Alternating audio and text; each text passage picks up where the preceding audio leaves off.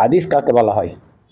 আল্লাহ নবী সাল্লাল্লাহু আলাইহি ওয়াসাল্লাম বলেছেন এবং উনি নিজে করেছেন, সাহাবাই কারামদেরকে করতে বলেছেন, এবং কোনো কাজ যদি করেছেন সাহাবাই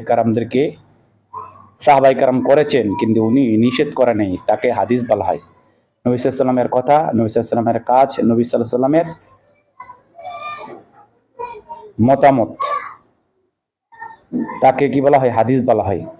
আল্লাহ নবী সাল্লাল্লাহু আলাইহি সাল্লাম বলেছেন যে যে ব্যক্তি নাকি নবী সাল্লাল্লাহু আলাইহি সাল্লামের 40টা হাদিসকে মুখস্থ করিবে সে বেহেশতে যাইবে।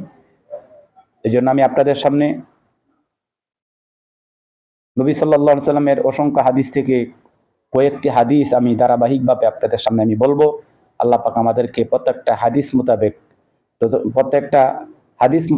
নবী সাল্লাল্লাহু আলাইহি ওয়াসাল্লাম প্রত্যেকটা সুন্নত মোতাবেক নিজের জীবনকে গড়ার তৌফিক আল্লাহ দান করেন।